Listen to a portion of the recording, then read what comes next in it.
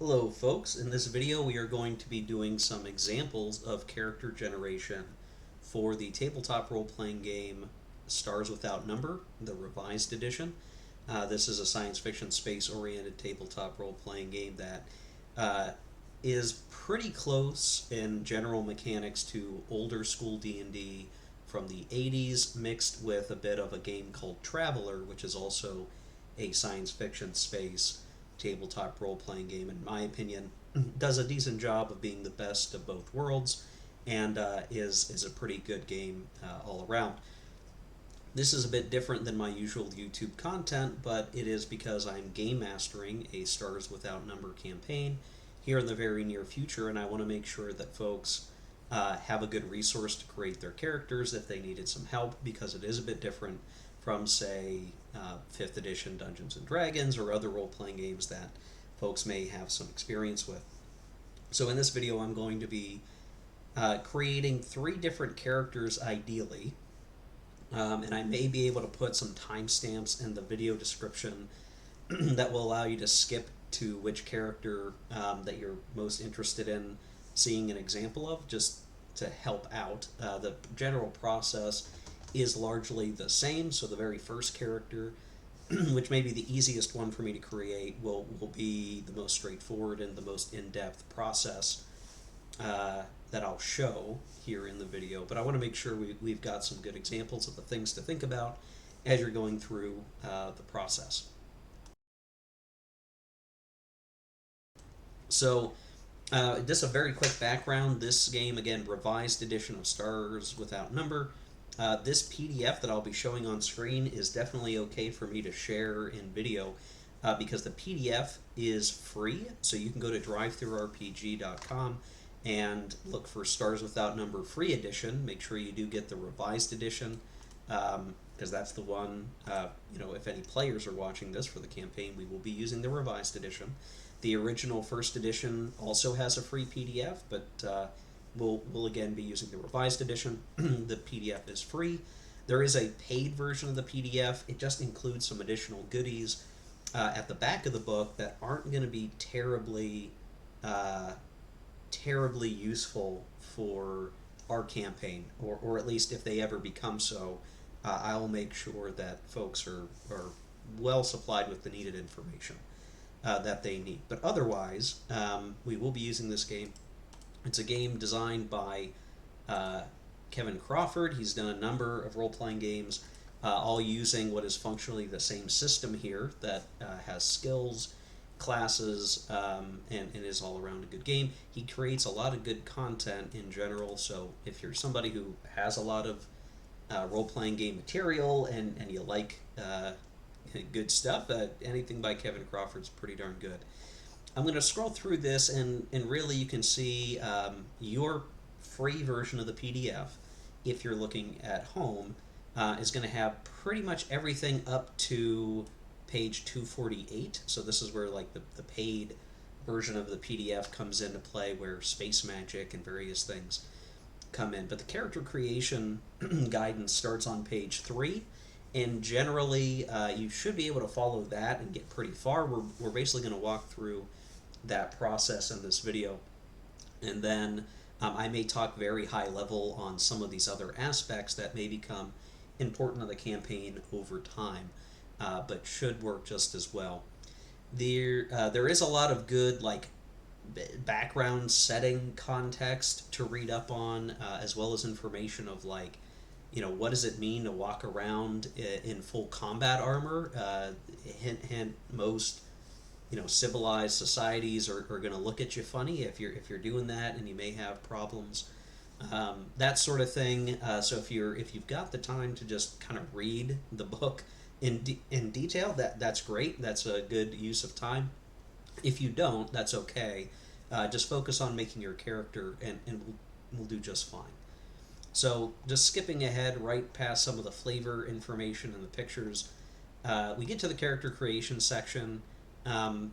Basically, there's some information here. We're going to skip over some of this because I just want to do the mechanics of character creation.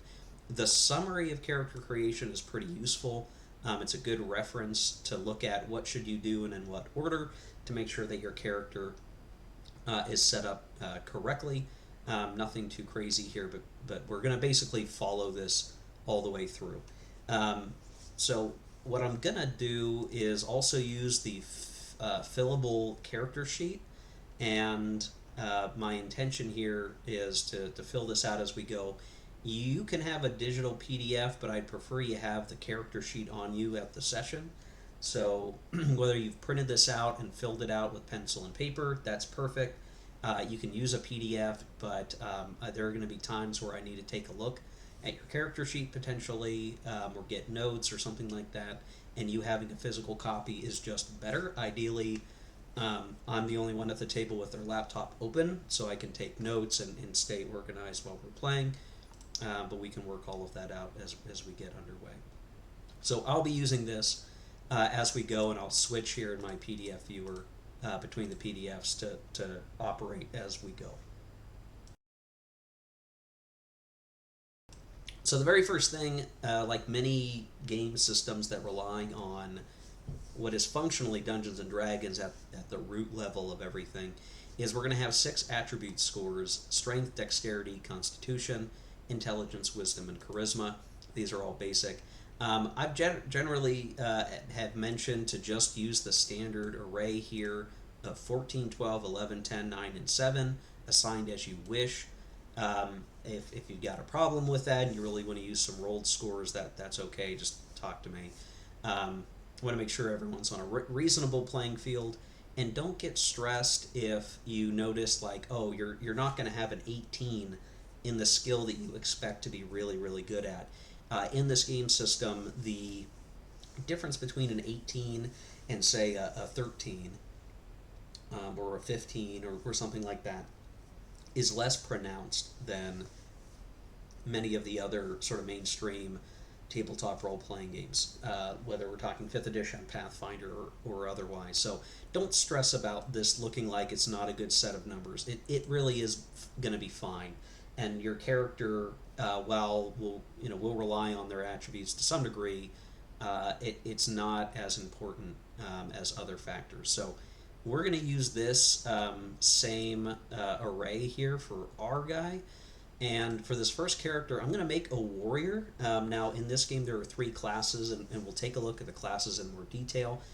But they're just a really high-level archetype for your character. So a warrior is going to be good at smashing or shooting stuff. An expert is going to be good at whatever skillful things you intend them to be good at. So there's sort of a skillful character.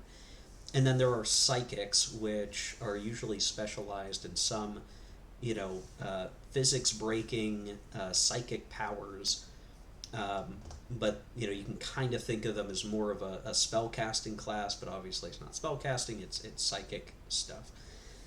So we'll go ahead and make a warrior. So I'm going to use this PDF for the warrior, and we can see here the attributes on the character sheet are over here on the right. So I need to think about at a very high level at the beginning of the process, like what kind of fighty guy do I want to have? In space, certainly there's a lot of gun usage, and guns tend to use dexterity, so dexterity is probably a pretty good stat in general for us to have. Strength might not be too bad either, because inevitably you end up in some kind of close quarters combat, so I don't want to ignore that. So I think the best thing that I can opt to do here is make sure I am good at shooting. Whoops. Yeah, 14. I can type. 14 in dex, that's going to be the good thing. I'll go ahead and put 12 in strength, and the other thing is strength is important for how much stuff you're going to have at the ready in a combat situation. So we'll talk about encumbrance a little later. There's a really simple system in this game that is, I think, a pretty good balance for making encumbrance matter, but not making it a big chore to handle. So we'll do 12 in strength, and then I'll do 11 in constitution, and then the rest of this stuff is going to all kind of go down the line. So We're gonna be a not terribly well educated shooty guy, and I think that's a nice breakdown. So maybe nothing, super surprising here for a warrior type of character, but I think is a nice sort of balance. And then yes, this game does have the attribute modifiers, so you can kind of see the readout here listed up here. It also states it in the book that it's 12 is a 0, so I can just put 0 here, or I guess maybe plus 0 is the best way to represent that. A dex of 14 gives me a plus 1. Constitution of 11 is plus 0. An intelligence of 7, which is the worst stat that I have, is only a minus 1. Yeah, it's a bummer to have a minus 1, but there are other things we can do in character generation that may further manipulate these stats. So I'm gonna be okay with that. We have another plus 0, and then another plus 0. So you can see, like, if you're going to ask me trivia questions for this warrior, he's going to probably not be so good at that, but he's dexterous, and that's good. And everything else is a decent spread here. Okay. So then what we're going to do, see, we're already well on our way here. If we bounce back, we're going to talk about backgrounds. So we're going to pick a background from the list on page 9, one that reflects our hero's past experiences. You gain the skill listed under the background name at level 0, which equates to an ordinary working knowledge of it. So in the skill system of this game, and skills are relatively important, you will have either not, you don't have the skill at all, which means if you try to do that thing associated to that skill, you're going to have penalties. You start being good at a skill with level 0, and I don't know why it's exactly that way. I think just the way the game is designed in terms of the math involved. Level 0 means you have it, and you're basically okay at it. If you're in computing, you know that you start counting from 0, not 1. So think about that. So we're going to go ahead and just move over to page 9 and start talking about the backgrounds. So here's the list here, just called out. Generally, I would be all right with somebody saying they want to come up with their own background, but you and I really need to talk about what you think that is. Otherwise, these are a nice, good spread, and again, you can pick. They're kind of a nice. You can almost think about like this is literally your background. You're building the backstory of your character and sort of their life up until the adventure based on this. So we could be from a more primitive world, clergy, courtesan. You can see there's a lot of different possibilities here. I should point out for our campaign, I've put the information on the home planet of the party in the Discord for that, and so any of these have a way to work on that home planet. We will work it out together as we get started in the campaign. But just know that the party is generally all going to be from the same starting planet after they come out of what is effectively an isolation from the rest of the star sector and the sector in space in which that planet is. So any of these are generally going to be okay. Even spacer, meaning you may be living off planet in orbital space stations on that in that solar system. So for our purposes, we want a shooty guy.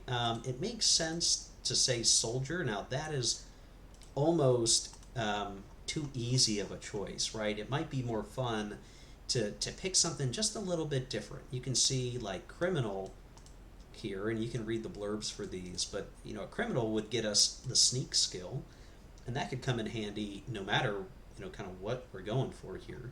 If I were to scroll through here and just look at soldier, you can see I get some additional combat skills, and in this game, you're without any combat skills, you're not going to be very good at combat. Fortunately, that doesn't mean that you're not going to be an effective character, because combat is only one way to solve problems in this game. But certainly, soldier, I'm going to be real basic here and just pick soldier. But there's lots of fun alternatives here, and in fact, let's say I'm a soldier with a scholar background. There's a possibility of increasing some mental stats, so I could actually increase my intelligence from where it is now. So we could possibly get rid of that -1 if I wanted to lean into a more balanced background and sort of balanced profession. So a couple of different ways to look at that. So first things first, we look at soldier, and I think that's what we're going to do. We're going to do a background of soldier. So let's see, background, we're going to put soldier, and I'm going to say armed combatant in recent rebellions. So the background of the home planet that we are having has had some cases of rebellions in the past, so this character probably fought in some of those as a soldier and has some combat training. And we're going to see that we get a free skill. So the way that the skills work in this game, the background really helps you get set up on your skills. As you level up over time, you're going to get skill points that you can invest in gaining new skills or getting better at the skills you already have. I could just pick quick skills and say, like, this is just what I get. I'm not going to do any other checking. I just want to get this over with. I can say I'm taking the quick skills, and in which case I'd get a combat skill, I'd get exert as a skill, and survive.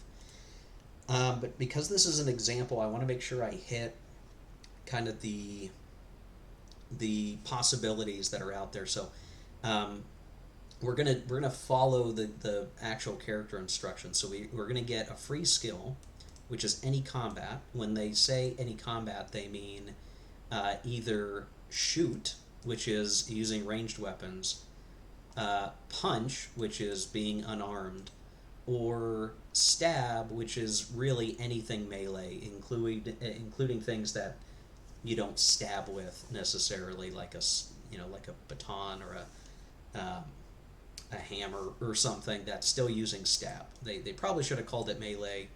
I don't know. So we get to pick any at skill level 0, which means we won't get penalties when we attack people. So I'm going to choose shoot, and we get a 0, which is good. 0 is good. 0 is better than none. So that's what we start with. Then we have a choice. We can either pick skills from the learning column here, or we can do 3 die rolls across these 2 categories, growth and learning. So as a soldier, did we do things that provided general growth or learning? So we're on page 14. I'm going to jump back for a second.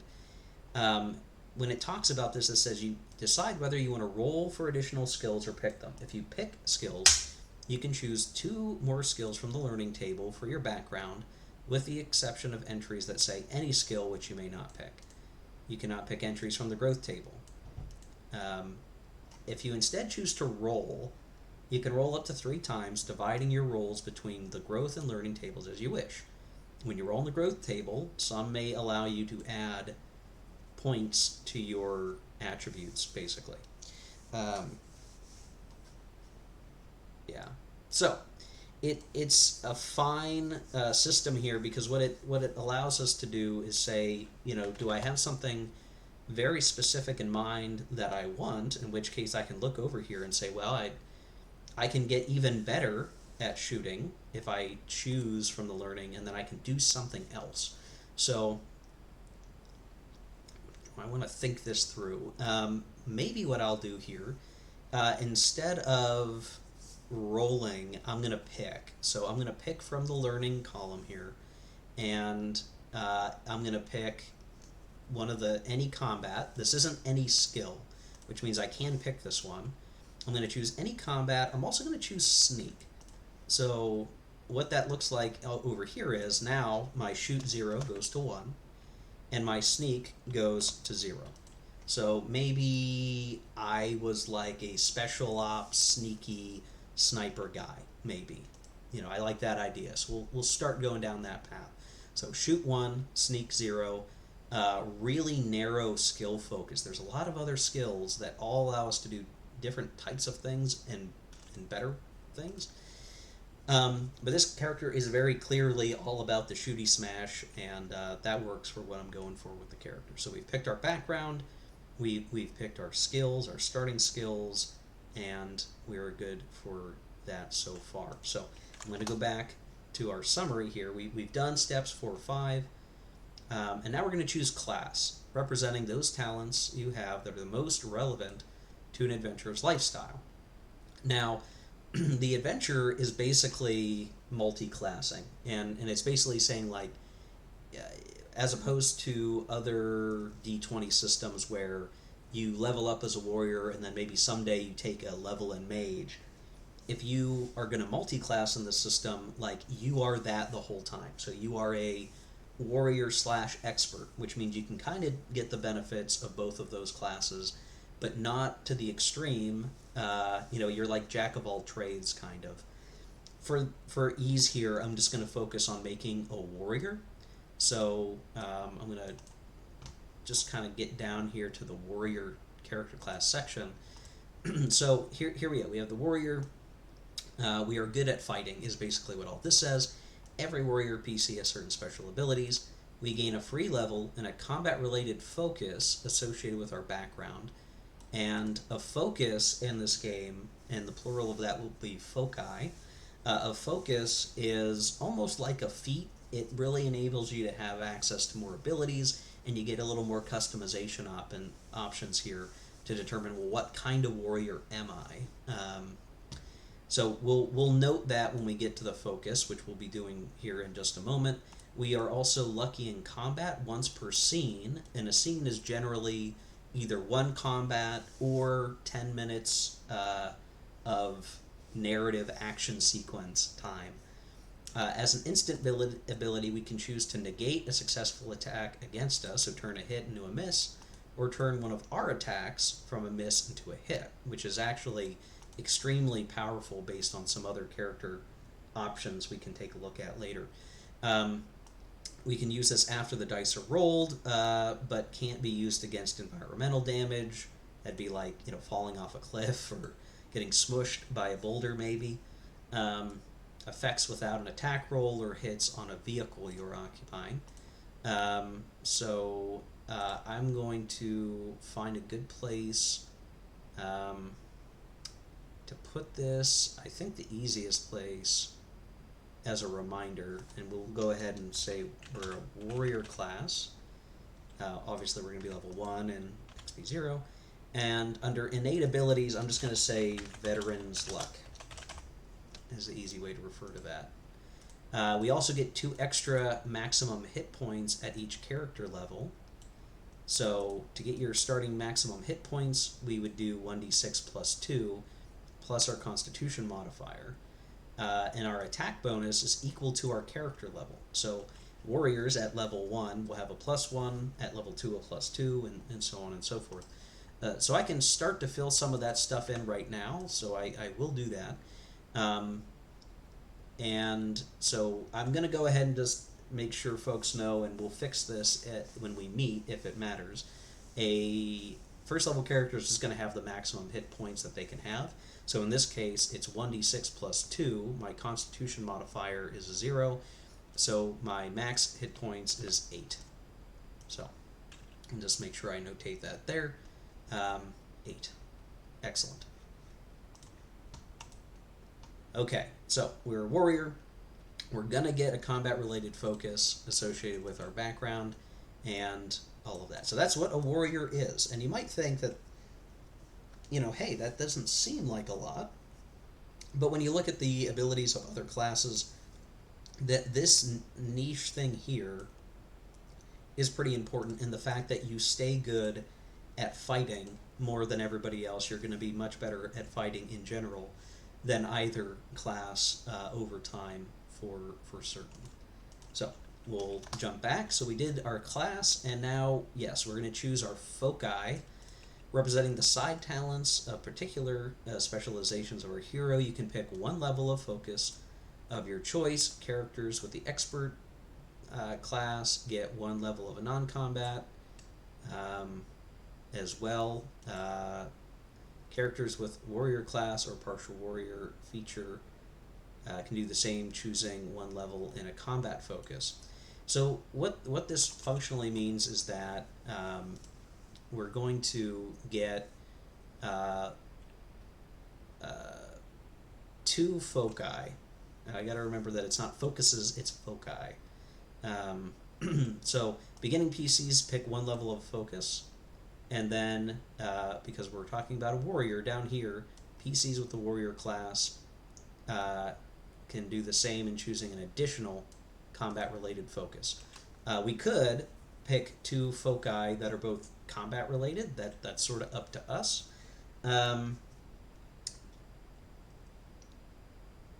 and there's a nice, if you look at these black boxes, it's more additional examples. So if this isn't helpful to you, and you prefer to read your help, these black boxes here are examples that do a good job. So, this character Basil is a sniper, so he's going to write that down as a focus, and then he's also going to get the gunslinger focus. That's not a bad way to go for this character.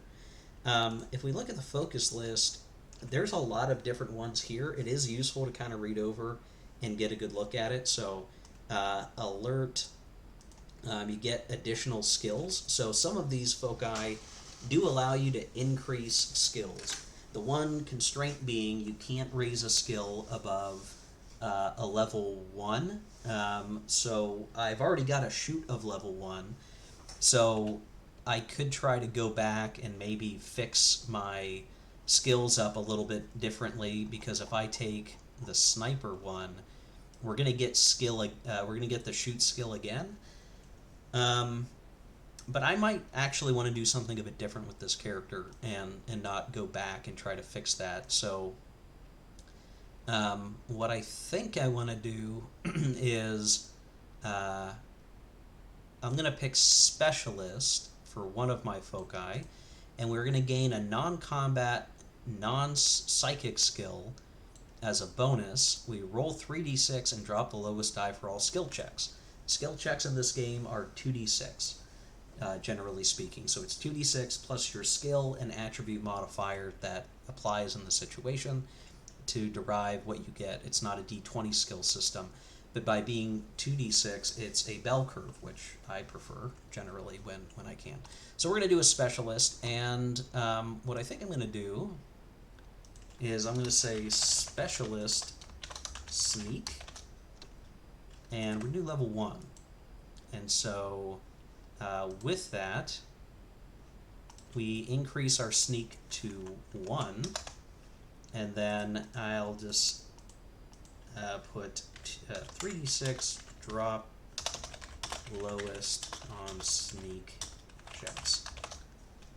Easiest thing for us to do there.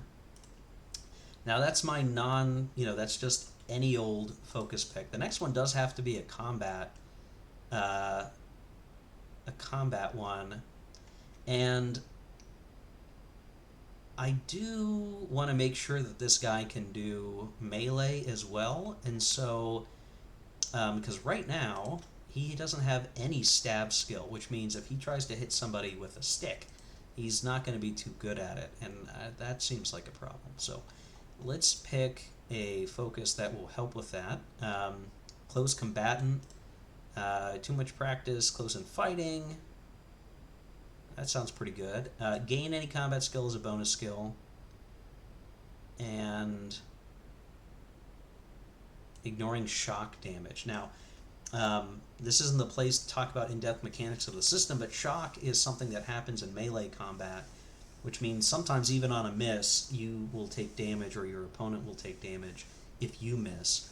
And I do like being able to ignore shock damage from melee assailants. So I think we're going to do that. So we're going to get close combatant. Close combatant, level 1. And we're going to get stab at 0. And then, I'm not going to write all this down, but basically, let's see if this is going to paste in here really cleanly. I bet it won't. Yeah, I'm not going to paste that, but close combatant, easy enough.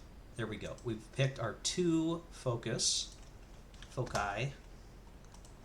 For those who want to play alien PCs, you can basically replace one of your foci, rather, um, with being an alien species. And because, like, being an alien species is going to give you some attribute changes or abilities that, different, uh, biology that may be very different or advantageous. That takes up the equivalent of a focus pick. So if you want to be an alien, there aren't really that many set aliens in the book. Um, so if you have an idea for an alien species that you're really interested in playing, just please reach out to me as soon as you can. Let me know what you're thinking, and I'll let you know what the abilities of that species would be for your focus pick, and then you would use one of your focus picks or your only focus pick if you're a psychic on being that alien origin functionally, and that is noted here. Um, this guy's just going to be a human, so we're done with that. Now we get to pick one non-psychic skill of our choice that reflects our hero's outside interests, natural talents, hobby expertise, and other focus. And I think the easiest thing for us to do there uh, is maybe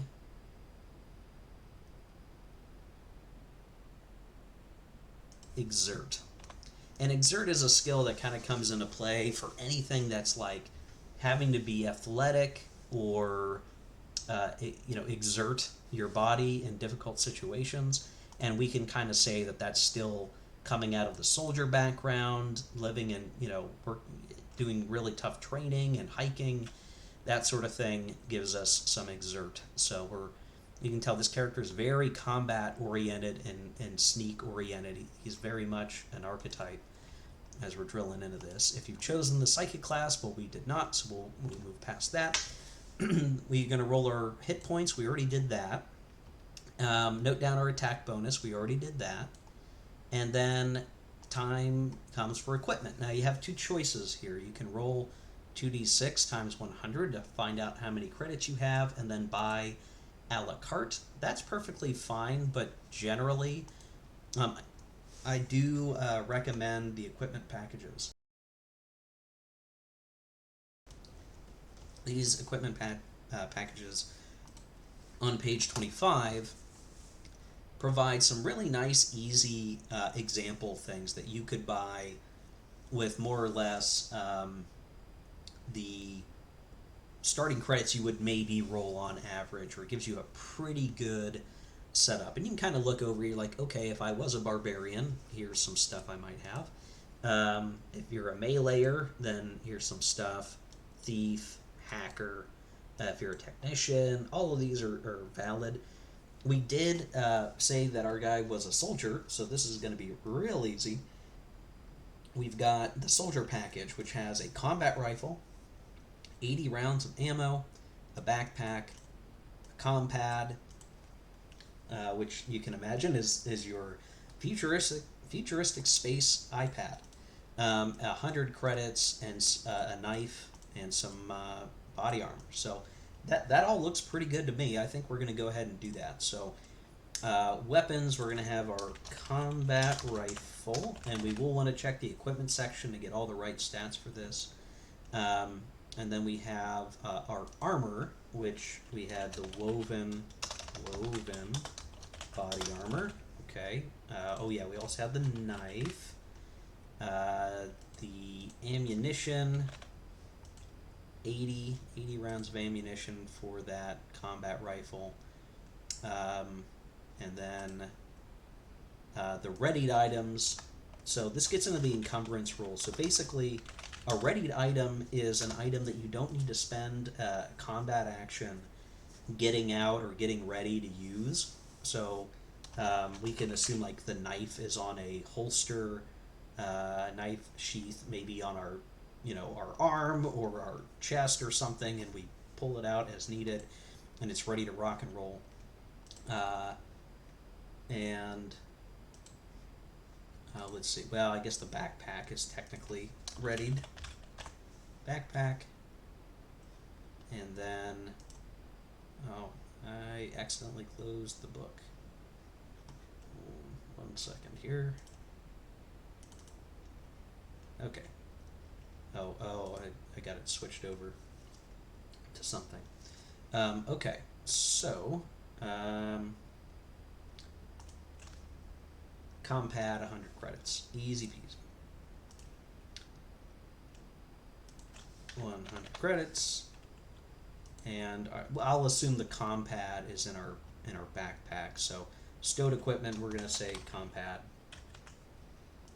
and we're gonna need to make sure we get the encumbrance here. But again, the readied items is equal to your strength divided in half. So that's why even as a ranged fighter, having a high strength helps us. We just have a lot more at our disposal that we can lug around. And then the number of stowed items that you can carry without becoming over encumbered is equal to your strength rating, and each item or set of items has an encumbrance rating. So if our strength is 12, we could have 12 encumbrance of stowed items and plus 6 readied items worth of encumbrance. So far so good. We're in pretty good shape with this selection. So we got our equipment packages. Feel good about that.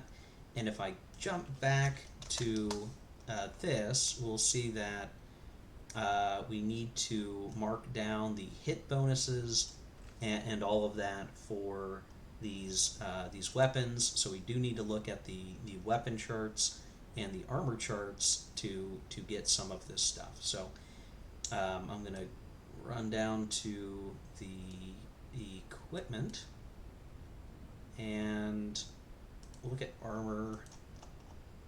So we have woven body armor, and the woven body armor has an armor class listed of 15.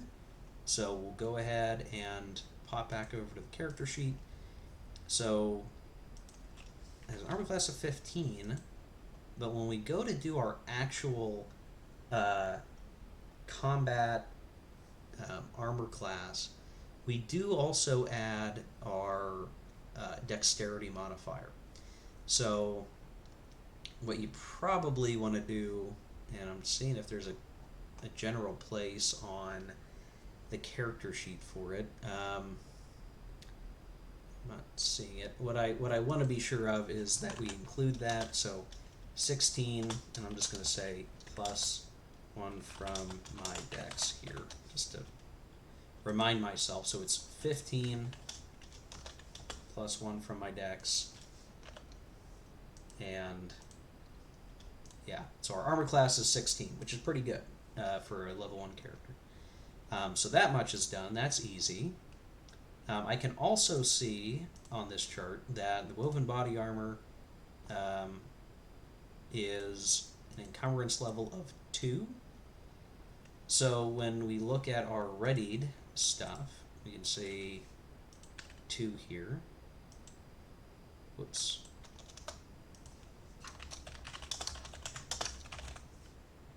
So 2. And then we need to look at our weapons.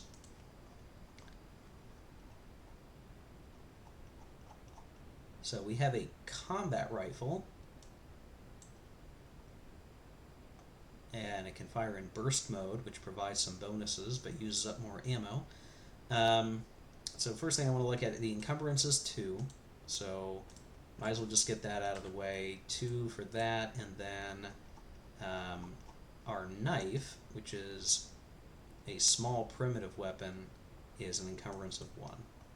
So go ahead and mark that as well. So 1, whoops, 1, and then a backpack I think might be 1 or 0, but that would equal half of our strength. 6 encumbrance, that's what we can have ready, that's all we need to have readied, and compad I think is just 1, so we can stow a lot more stuff on this character in the backpack, basically. So we're good for that, and then we have the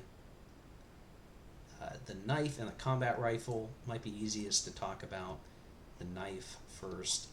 So You can see it's a small primitive weapon. That's the category we would refer to this. There is a shock, so if we miss an opponent with an armor class of 15 or worse, we will deal a hit point of damage on them, even if we miss. That's what shock is for melee. The attributes are what attributes benefits us from, if we have a dex bonus, which we do, we actually get our dex bonus to our attacks with a knife. So that's the key thing here. So if I go back to the character, the total attack bonus is we get 1 for our base attack bonus, we get +1 for our dex, and then we get our stab skill of 0. So functionally it's a +2. There. Total attack bonus is a +2. And then our damage is 1... I'm trying to figure out the right place to put this. It's 1d4, and then the shock is 1 for armor class 15. That's the easiest way, I think, to notate that on your character sheet. And then for the combat rifle doesn't have shock because it is a ranged weapon. And so we have a 1d12.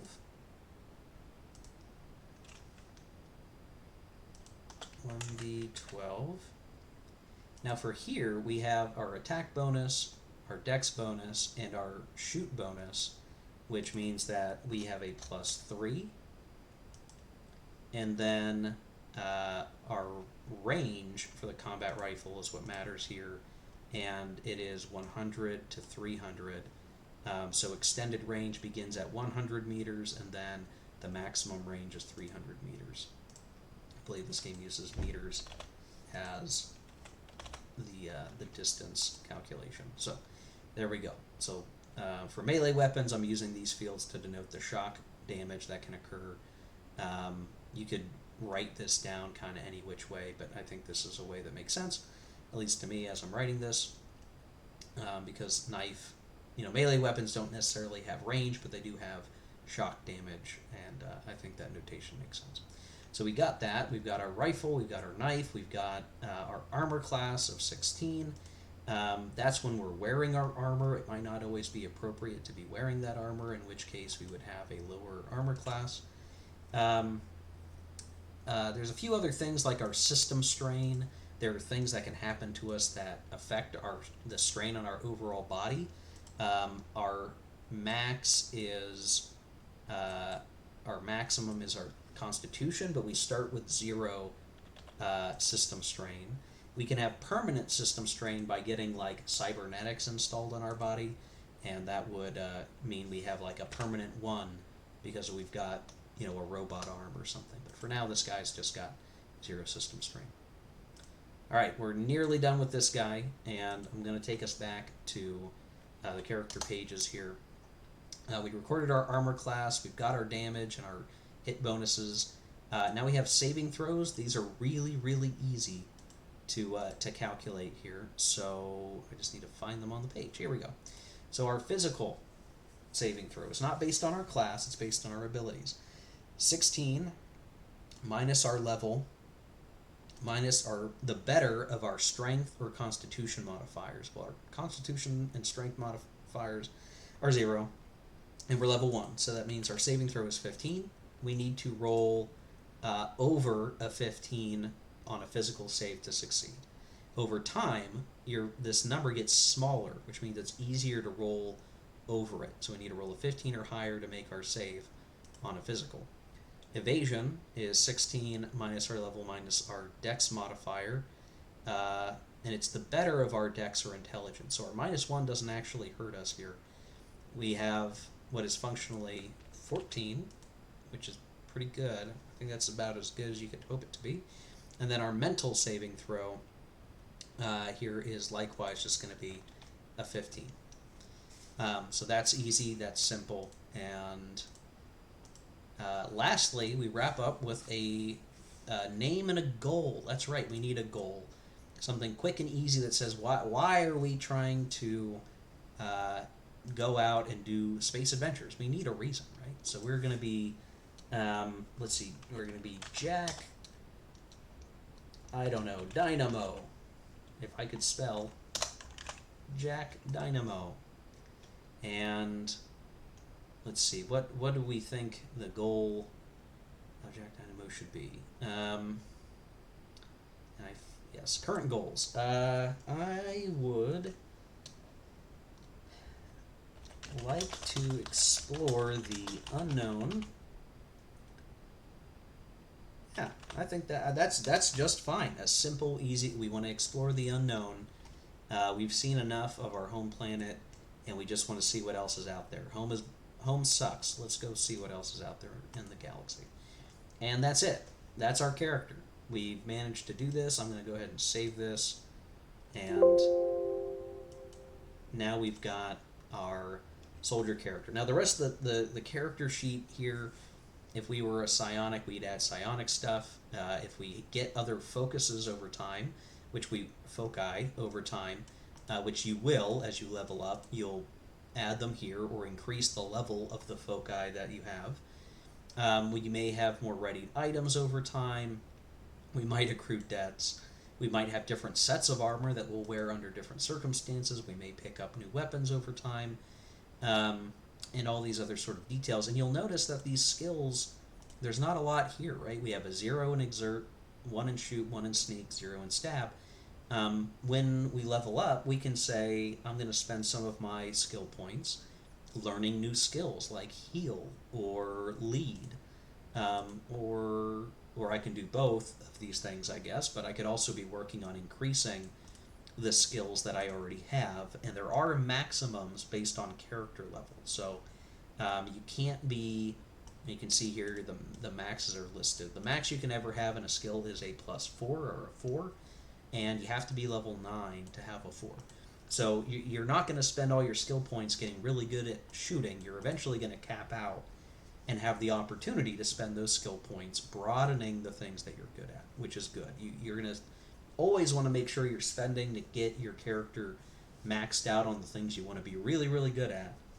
But you'll always have some additional skills that you're going to lean back on, and that's pretty cool. All right, so that's the first character.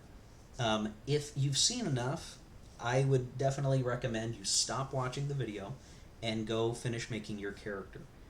There's a lot more that I can show here, and it will all be very much the same, except for maybe creating a psionic character or the nuances and differences that an expert character might have. So if you think you've seen enough to go create your character, please go do that for sure. No reason to watch more than a 45-minute video on this if you've got what you need. But if you want to stick around and watch the creation of another character, then sit back and relax. But otherwise, I encourage you guys to please go make your characters. If you have questions beyond this, let me know.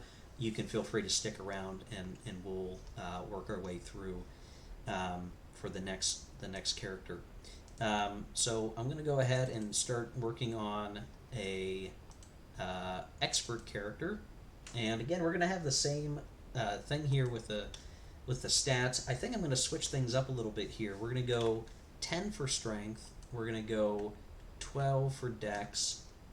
We're going to do 11 for constitution. We want this character to be pretty smart, so I'm going to put a 14 in wisdom, or I'm sorry, intelligence rather. But we're going to say maybe, they're smart, but they're not wise, so they have a 9, and then they're just not very charismatic, which will make this, a very different sort of character that we would make here than the last one. So we're creating that, very easy. If we want to do backgrounds, and let me get this guy back all on one page here.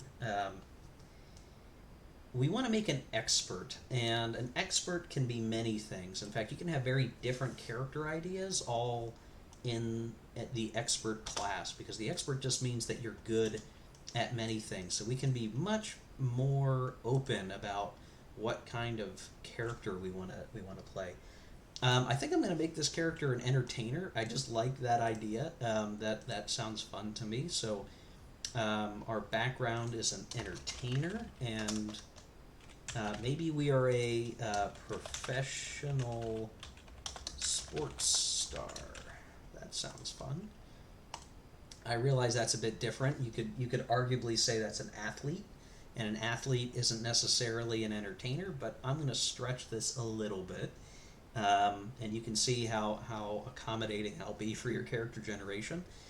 And we'll say perform. Actually, you know what? Let's do this. I'm a professional wrestler. We'll take it away from the athlete, and we'll straight up make it an entertainer. We're a professional wrestler. So we're going to get perform as a free skill. I'm down with that.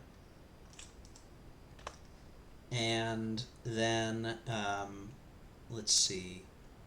I'm going to go ahead and bump that perform up to a 1, and then the other skill that I'm going to take is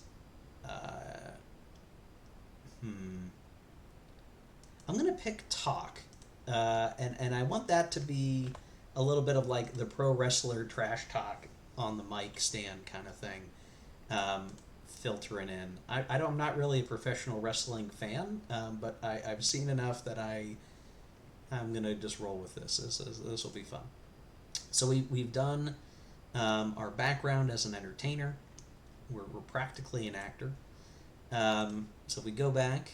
So we got the background, we got our skills, and now our class. So our class is going to be expert, right? And if we take a look at the expert abilities, we get a free level and a non-combat focus related to our background. So we'll get 2 foci. You see, most concepts will take specialist to increase skills. Once per scene, we can re-roll a failed skill check. This is actually hyper strong in this game. Basically, in any sort of thing that you want to do, you basically get 2 shots at any time you want. So I'm just throwing that in here under the abilities, and then you get bonus skill points when you level up. More skill points than other classes do. So an expert is really good at being skillful. They're a skill class. So I'm just going to throw that in there for the purposes of this example. We get a 1d6 hit points. So just right away, I'm going to throw our hit points up there at 6. So 2 lower than our warrior friend that we had just made. And then our attack bonus is equal to half our character level rounded down. So that's a +0 at first level. So we're not going to be nearly as good of a fighter as our soldier friend was, obviously. So that's it for the class. And so now we can jump over to our foci. So again, we're going to get 2. One of them definitely has to be a non-combat related class. So when we look at what's out here, definitely we want to think about what other skills do we want to pick up for this. And I should also point out what it say. Those concepts will take specialist in their main skill, though these other ones are also good. It's kind of hard to say what else we want to be good at. I do worry that this character would not be very good at certain things, and so I do probably want to pick at least 1 close combatant ability. And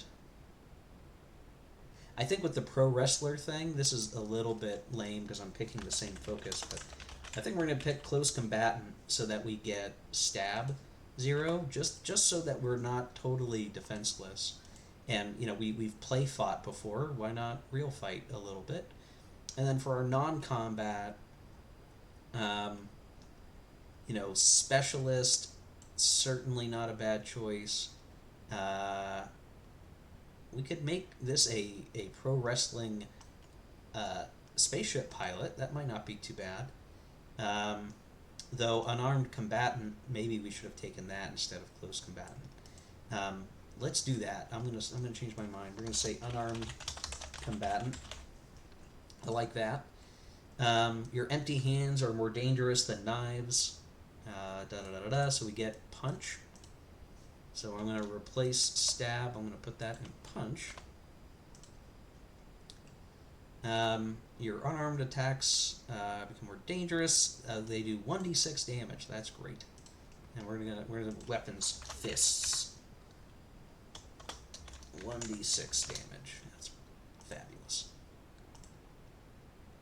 At level, okay, when we increase our skill to punch 1, they could do d8 damage and so on. So definitely cool. I like that. So we'll be investing time and effort into being really good at unarmed combat. And then for, I guess, our other one, I think specialist is definitely going to make sense here. And I think we already have perform 1, so I want to be good at something else. Maybe we should just pick a wholly different henchkeeper. That might be fun. Like a posse. A posse. That's good. Let's do a henchkeeper. I like that. Henchkeeper. Level 1. Which means we get lead at 0. And we can acquire henchmen within 24 hours of arriving in a community. We'll maybe say our gusto at performing the caricature of the pro wrestling type of person is going to get some people on our side. I like that. That's a good mix. So I'm going to go back and finish that. So we got our focuses picked. We did our stuff, and now we're going to do our equipment.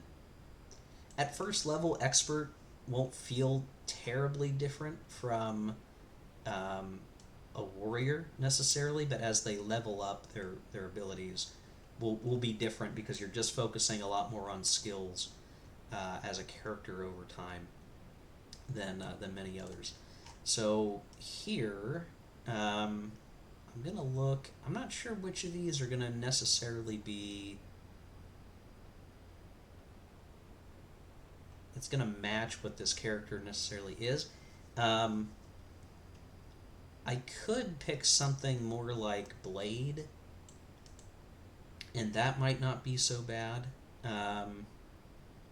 But we are unarmed, so what we might go with is I'm going to pick the civilian class so that we just have money on hand how we want to roll. So I'm going to say what was that? Secure clothing, which is AC 13. So that's our armor class. We have a compat and 700 credits.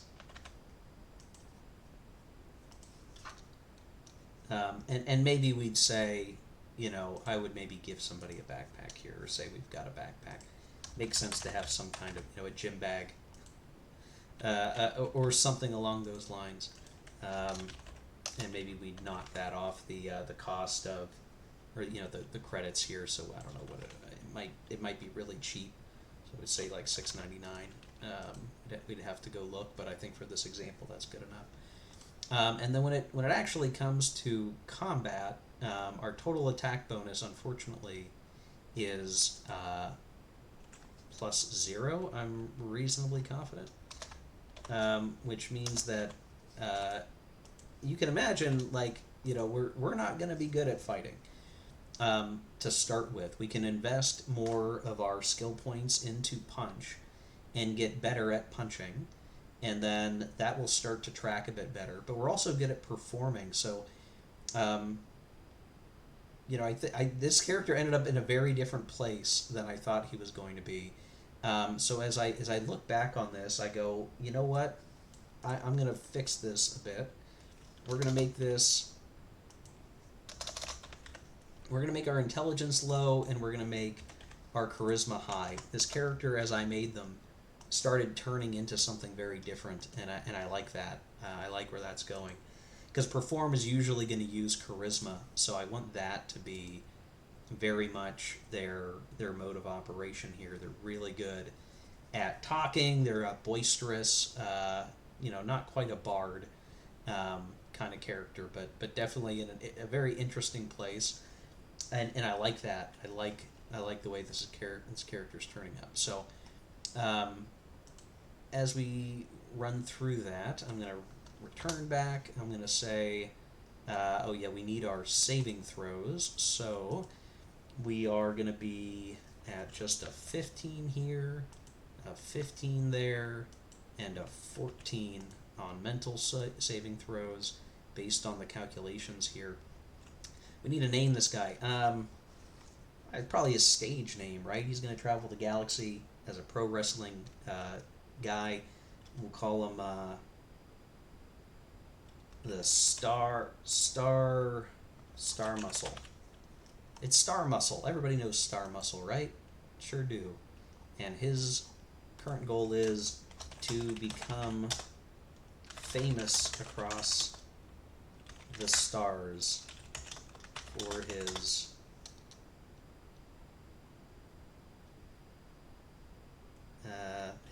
deeds, we'll say. Easy, right? It just want to become famous. Do great deeds, become famous. This is it. Here's our expert. Now, when we started creating this character, if you're still watching this video, you might not have expected us to go this way. I was thinking maybe we'd have a very technician-oriented character, but that background of entertainer put us on a very different sort of path that ends up with a very different character, and this character is not a bad character. He's not great at combat. He can certainly do stuff, but he can perform. That may have some very useful things to do in a campaign. He can provide leadership. He can have henchmen, or can ingratiate himself in communities very easily, and he's got some talking persuasion skills. So definitely a valid character. Certainly would probably be a lot of fun to play. So to do final finishing touches there, but I like this character. That turned out very cool. So then our final character to be made here is going to be the Psychic. Now, just like mages are in most D&D fantasy type role systems, a Psychic takes a little bit more thought and care into a character because they are, there's different types of psychic abilities. You have a lot more things to decide upon and pick than you would most other characters, and probably take the most kind of forethought in planning than a lot of characters. I say this because when we look at the psionics, they get their own section of the rulebook where they've got a reason to have psychic powers. There's a lot of constraints. Every psychic obtains a level 0 proficiency in a discipline. They get a core technique, and a core technique is something they have that they can rely upon. There's different disciplines. So if you're thinking about making a psychic character, I definitely would say be careful what you're committing to, and just think through what you may have in mind. This takes a lot more reading, but you can see the categories here are biopsionics, metapsionics, precognition, telekinesis, telepathy, and teleportation. And they all have different abilities within them, so there's a lot more reading to do here than you might think. When we look at effort is a concept that is used to, it's almost like spell points if you want to really tie it to like a spell casting type of thing. It's like how much psychic stuff can you do in a day or in a given amount of time, and it's based off this thing called effort. And your maximum effort is 1 plus the higher of your wisdom or constitution. So you can imagine here that these are the scores that really matter for our character: wisdom, constitution, plus their highest psychic skill, And so, and then like their example is maybe somebody who's not so wise, but has a lot of constitution, uh, and a skill of 0 in more than one is ultimately just a 3. Doesn't matter that they have multiple psionic skills here, metapsionics and biopsionics. It's just the highest one that they have.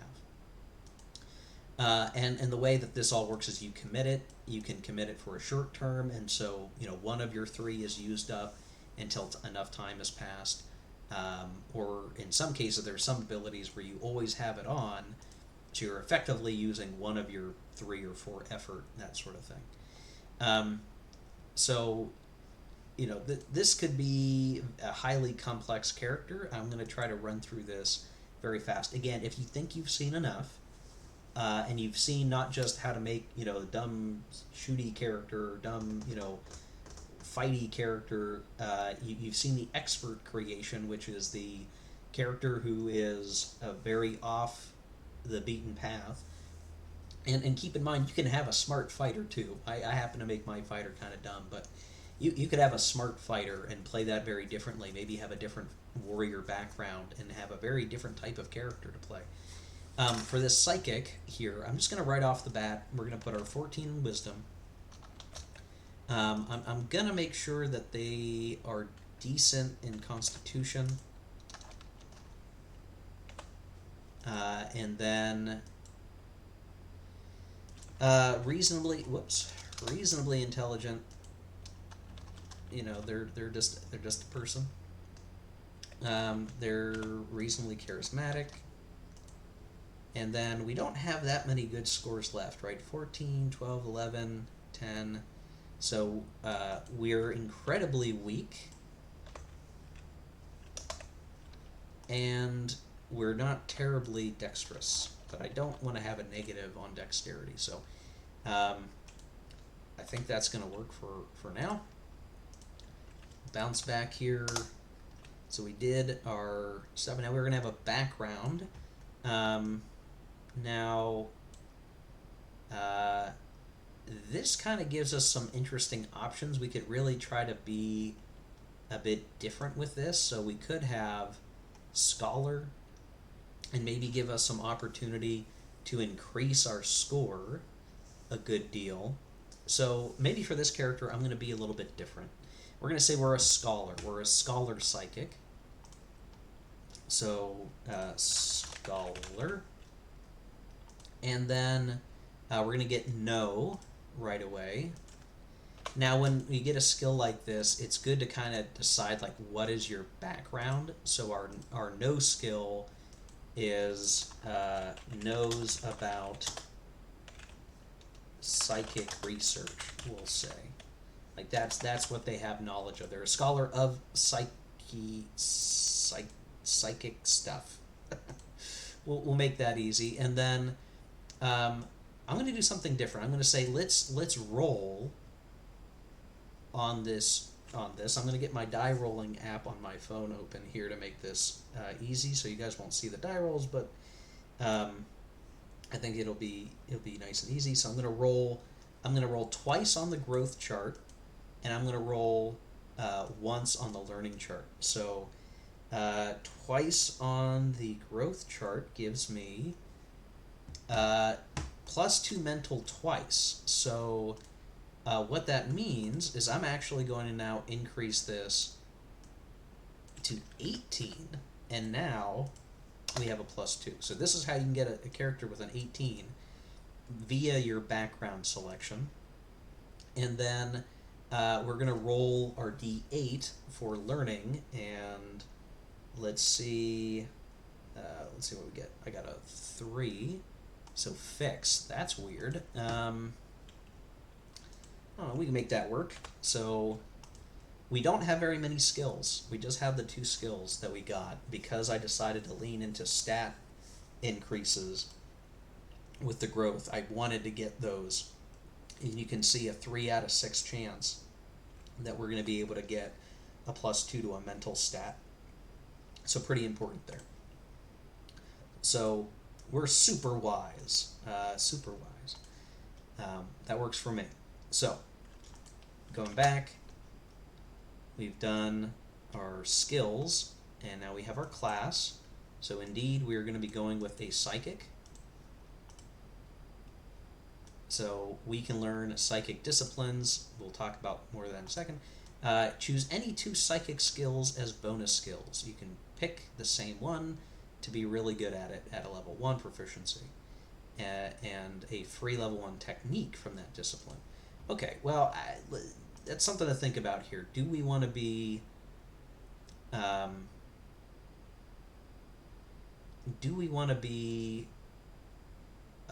telekinesis guy?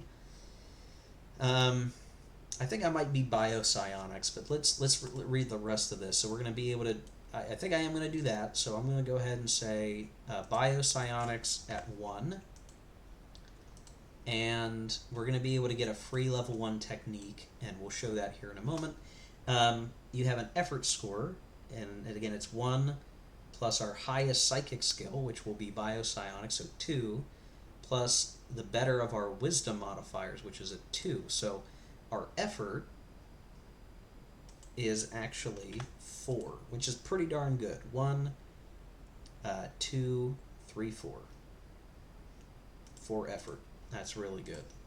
Really good for level 1. Our maximum hit points are 6. And half of our character level rounded down. So that's really easy stuff. So 0 and 6. Good stuff. Okay, so heading back over to the summary chart. So we did choose our class. We're going to choose our psychic abilities soon. We're not going to do it yet. We're going to pick our foci. We just get 1. So where the expert and the warriors get extra focus picks, we just get 1. And for this one, it's going to be interesting. I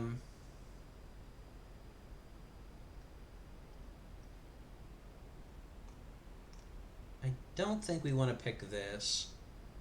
Yeah, psychics cannot take this focus. This gives you a little bit of psychic stuff without being a full psychic. We're not going to do that.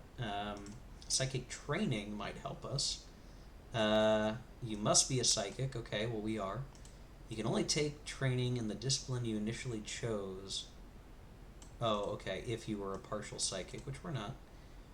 You gain any psychic skill as a bonus. Okay.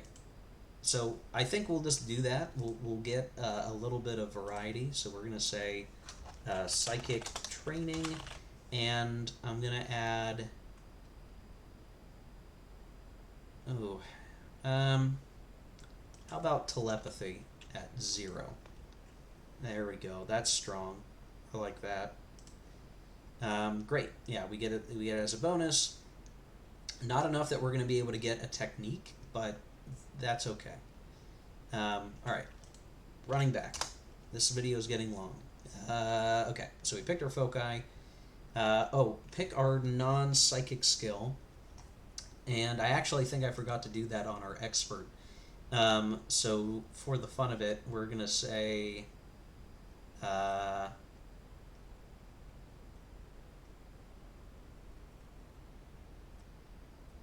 actually, you know what? We're going to go ahead and change that on him to punch. Forgot about that extra skill. Unless I forgot that I actually did it. Anyway, so we are going to pick a non-psychic skill for our psychic that they can be good at. You'll notice I don't have any combat skills, and that freaks me out. So I'm going to go ahead and pick shoot, just so that we're not totally defenseless in a fight if we're not using our psychic abilities. Now, we're going to get to choose... we picked our psychic skills.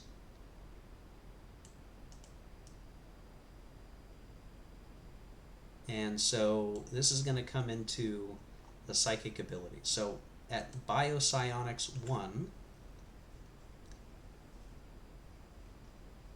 and then we're going to have telepathy. So there's a core technique. This means that we can just do this. at level 0, the Psychic's Touch automatically stabilizes a mortally wounded target as a main action. So I'm just going to go ahead and copy this down in our psionic techniques. So we have Psychic Sucker, which is a weird thing to say. So we can stabilize people. That's very good. We also, because we have Biopsionics 1, we can heal 1d6 plus 1 points of damage as a main action. If used on a mortally wounded target, they revive. This is basically a heal. Biopsionics is a healing domain, and so we do this. We commit effort for the day. So like 4 times a day, they can heal 1d6 plus 1 points of damage, functionally, with just having our Biopsionic skill at 1. We also get to pick one of these 3 abilities. Because we have a level 1, we get to pick one of these 3 techniques, these level 1 techniques. So we can pick Mastered Sucker, which is we no longer need to commit effort to activate it and use it whenever we want. I think I might pick that. The rest of these are fine. We can cure poisons and diseases with this ability. That's pretty good. We can do distant healing, which is all right. But I like the idea that we can just spam healing. We just have to touch our buddies to do it, and I think that's a pretty good way to go. So we have Psychic, Succor, and Mastered. We've mastered that. And then we can do telepathy with the Telepathic Contact, which, because it's just skill level 0, we're going to have a pretty reduced capacity, but we can observe emotional states in a target. Intense emotions provide a single word or image related to the focus of the feelings. I like that. So those are our 2, our sets of psychic capabilities right now. And I like all of that. This is very good. Okay, so that much is done, and we did our hit points. We did our attack bonus. So now the equipment, and this is one of those easy peasy ones where we don't need a whole lot of equipment for this character necessarily. You can look over some of these and kind of see a variety of different things. We can just as easily say, hey, we're gonna be a gunslinger psychic. That's certainly an option. Being a medic could be helpful, but we use our healing abilities as a psychic, so having some of this stuff doesn't matter as much. But I think I'm gonna hold off on doing anything else. This video is now an hour and 18 minutes long. Basically, just the way to look at this, folks, is any of these equipment packages is fine to use for this character. Just knowing that they're not going to be terribly good at melee combat, we'd want to pick something where they can use their shoot skill. And so just to wrap this up, we'll call this person, I don't know, Timmy the Psychic. And Timmy wants to, let's see, accrue influence. Oh, if only I could spell. Say, accrue influence in the Star Sector and become a power broker, let's say. I'm not sure it matches the character very well, but just to have something there. So Timmy the Psychic, and all this other goodness. The main thing I wanted to show you guys was the psychic stuff. So again, we can start with, we could have ended up here with both the psychic training and the free picks. We could have had level 0 in 3 different psychic categories, but we decided to put 2 in 1 here for biopsionics and the extra one in telepathy. So you can imagine, we didn't cover it here, but you can imagine each of these other abilities, meta psionics. If you look over these abilities, again, you get the feeling like looking at a spell list. There's a lot of different things that you can potentially do. And even the core techniques get better over time as you increase your skill in that given category. So a character like this, Timmy, when he gets skill points on level up, may focus to increase his psychic skills to the detriment of other things, because getting good at being a psychic uh, takes up a lot of time and effort for the character.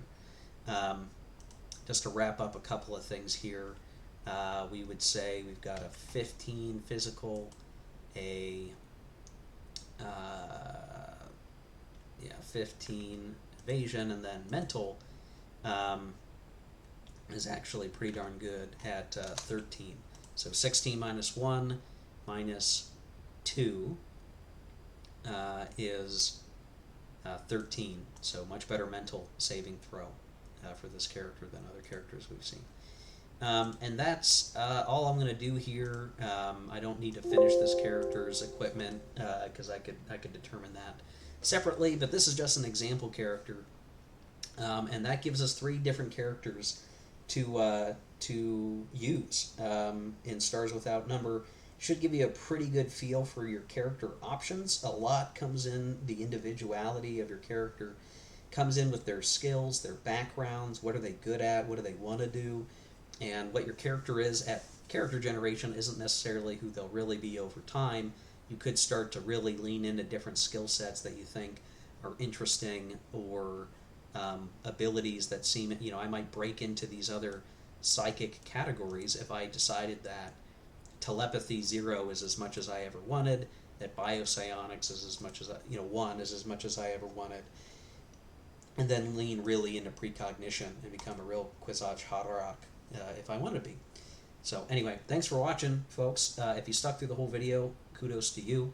Hopefully this was valuable to you if you're a player in the coming campaign.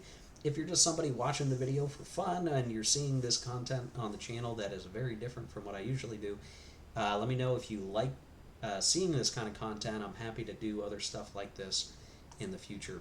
So anyway, thanks for watching, everybody. Really long video. Sorry it took so long. Hopefully it hit all the details folks needed, and we'll see you later.